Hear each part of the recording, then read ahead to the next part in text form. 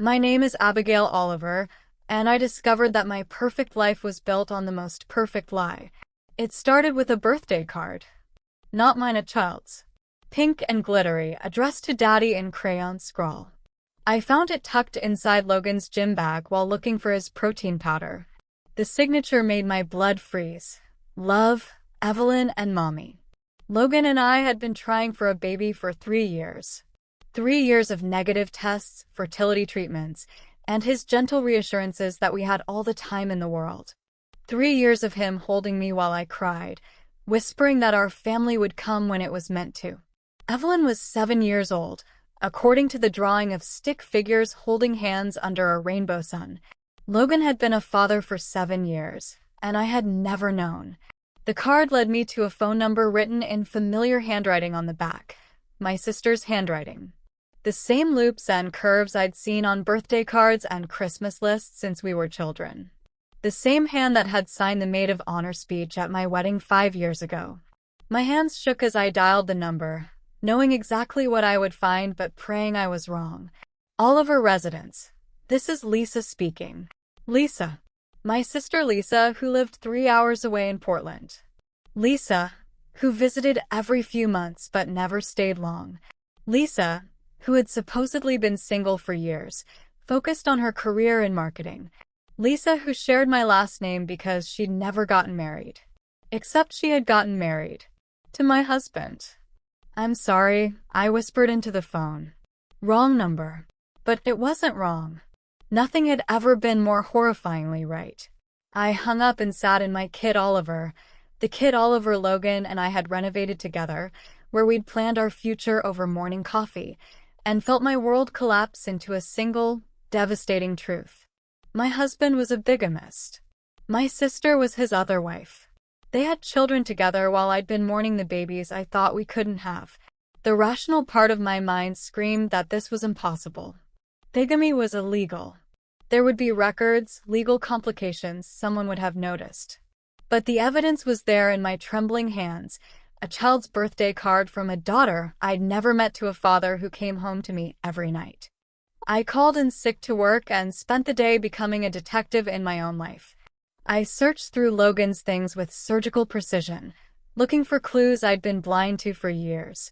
What I found broke me piece by piece. A second cell phone hidden in the garage. Credit card statements for a house in Portland. School registration forms for Evelyn Oliver, age 7, and Michael Oliver, age 5. Insurance policies listing Lisa as his wife. A whole other life documented in careful detail, running parallel to ours like train tracks that should have crashed into each other years ago. The photos were the worst. Logan at a playground, pushing a little girl on a swing. Logan at a birthday party, a boy blowing out candles while sitting on his lap. Logan kissing my sister on what looked like a family vacation, both of them tan and happy, children building sandcastles at their feet. I recognized the shirt he was wearing in one photo. I'd bought it for him last Christmas. He'd worn it to their family barbecue 3 weeks later. The timeline was meticulous in its cruelty. Logan worked in sales, traveling between 2 territories. Monday through Wednesday, he was my husband in Seattle. Thursday through Sunday, he was Lisa's husband in Portland. The perfect schedule for the perfect double life. I sat on our bedroom floor surrounded by evidence of his betrayal, and something inside me broke so completely that I wasn't sure it would ever heal. But from that broken place, something else grew. Something cold and calculating and utterly without mercy. If Logan could live 2 lives, then Abigail Oliver could become 2 people. The wife who loved and trusted and forgave. She was dead. The woman who remained would be something else entirely. I spent the next week playing my part perfectly.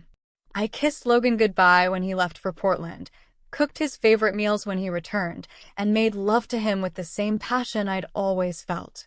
But inside, I was planning. The first step was understanding exactly what I was dealing with. I hired a private investigator, a sharp-eyed woman named Janet who specialized in marital cases. What she uncovered went beyond bigamy into something almost artistic in its complexity. Logan had been living this double life for 8 years, since before he'd even met me. Lisa had been first, They'd married in a simple ceremony in Portland, bought a house, started a family.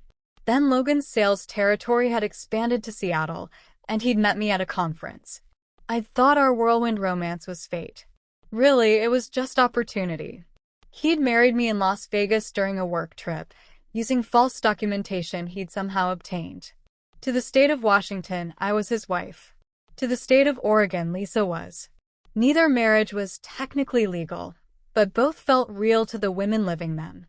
The financial investigation revealed the true scope of his deception.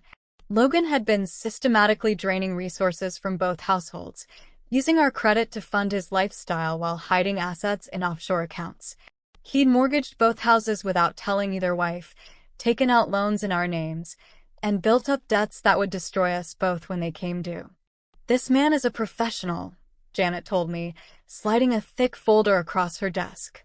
"This level of deception takes planning, practice, and complete sociopathy. He's done this before, and he'll do it again." "What do you mean, before?" "I found traces of at least 2 other wives in his past. Different states, different names. This is what he does. He builds these elaborate double lives, bleeds them dry, then disappears before the walls close in." I stared at the folder containing the wreckage of my life and felt something shift inside me. This wasn't just about betrayal anymore. Logan was a predator who destroyed families for sport. Lisa and I weren't his wives, we were his victims. But I wasn't going to stay a victim. The plan took 3 months to perfect. 3 months of careful research, strategic thinking, and meticulous preparation. 3 months of kissing Logan goodbye with poison on my lips and welcome home smiles that hid murder in my heart. I started with finances. Using the evidence Janet had gathered, I began quietly documenting every fraudulent transaction, every forged signature, every illegal loan. I built a case that would not only destroy Logan, but recover everything he'd stolen from both families. Then I focused on Lisa, my sister, who had stolen my husband and borne his children while I'd grieved my empty womb, who had sat at family dinners for years, holding her secret like a knife to my throat, who had comforted me through fertility struggles while knowing exactly why I couldn't get pregnant, because Logan was getting his family fix elsewhere. The temptation was to destroy her immediately, to call her and scream accusations, to burn her world down in a fit of rage. But rage was a luxury I couldn't afford. This required precision. I studied Lisa like a scientist studying a specimen. Her social media, her work schedule, her children's school activities. I learned that she'd been promoted to marketing director at her company, that she'd bought a new car, that she was planning a family vacation to Disneyland. I learned that she believed Logan traveled for work, that she had no idea about me, that she was as much a victim as I was. That knowledge should have softened my heart. Instead, it sharpened my resolve. Lisa might have been a victim, but she was also a thief. She'd stolen 8 years of my life, stolen the children I should have had, stolen the husband I'd loved completely while she'd only had him part-time. The confrontation had to be perfect. I planned it like a military operation, accounting for every variable, every possible reaction. It would happen on a Thursday, Logan's transition day, when he'd be driving from Seattle to Portland.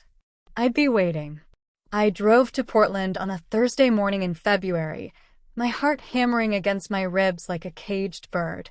The house was exactly as I'd expected, a suburban paradise with toys in the yard and Lisa's Honda in the driveway.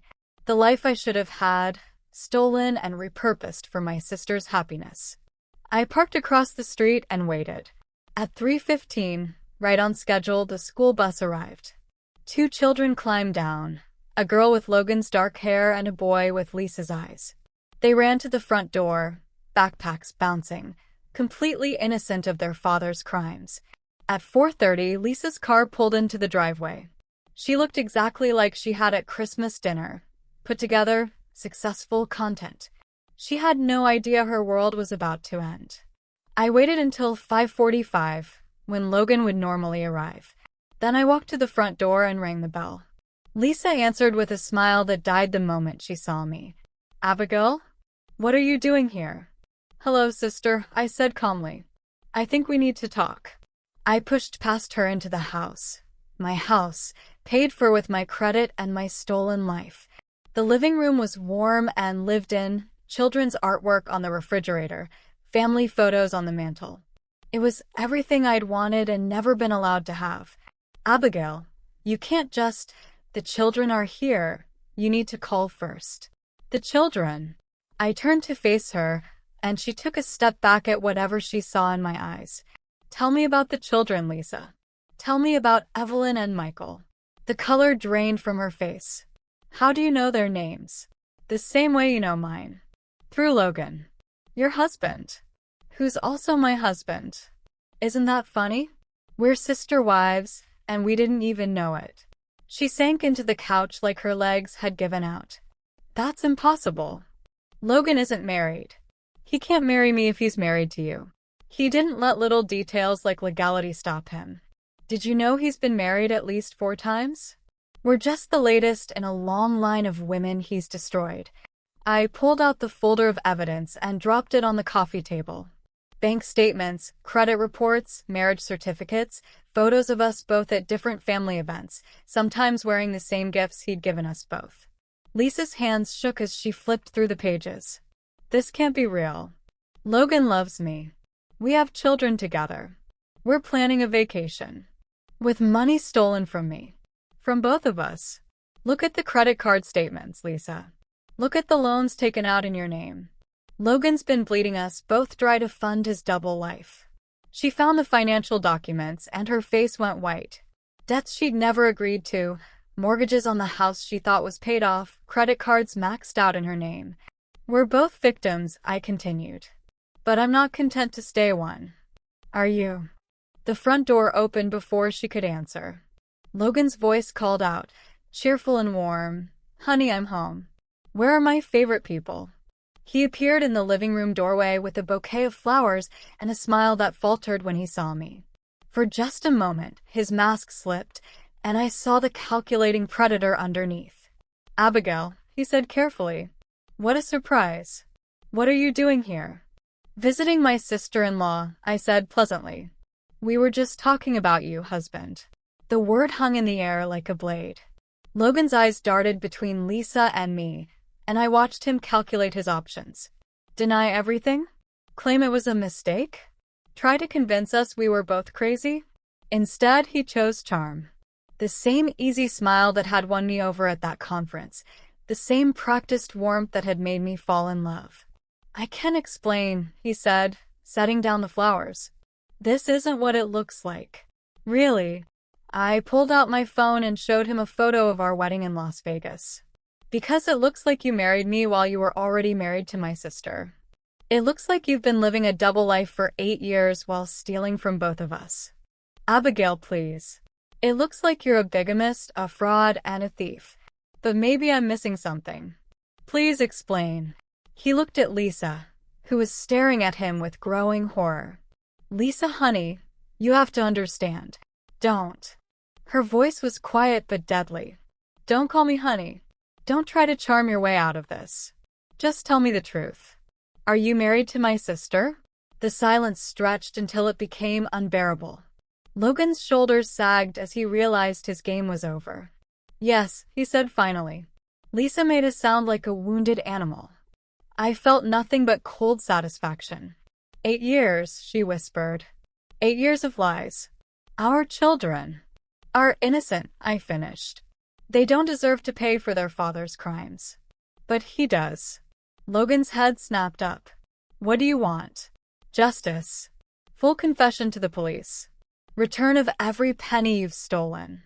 Divorce from both of us with no contest.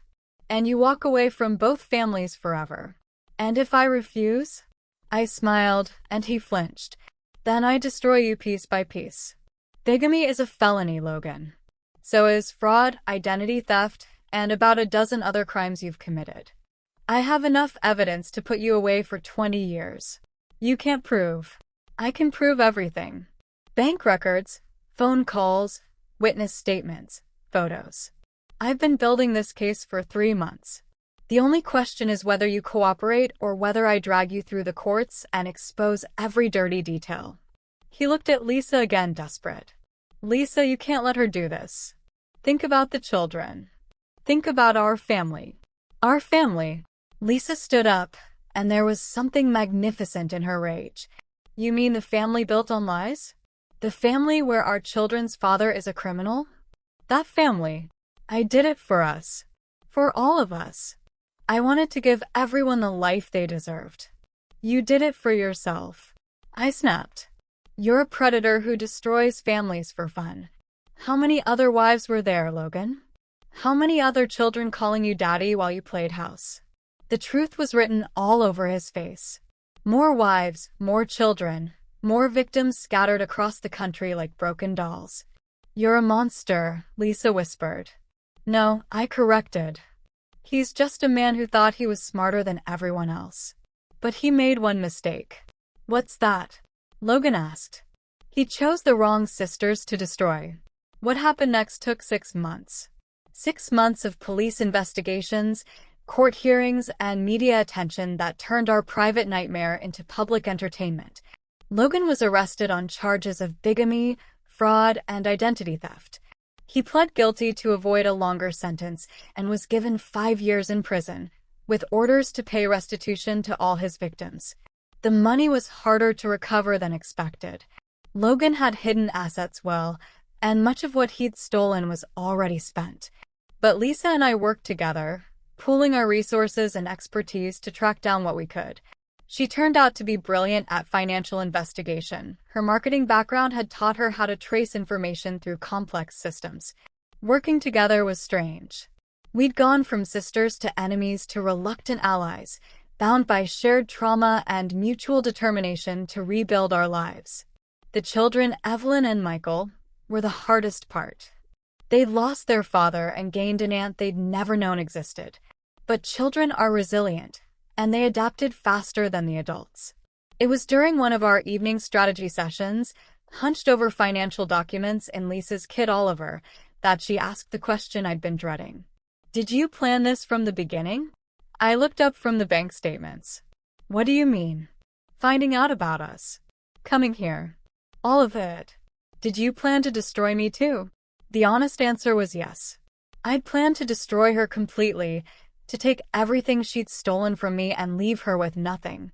I'd wanted her to feel the same devastation I'd felt, the same betrayal, the same loss. But somewhere along the way, working together to untangle Logan's web of lies, I'd realized something important.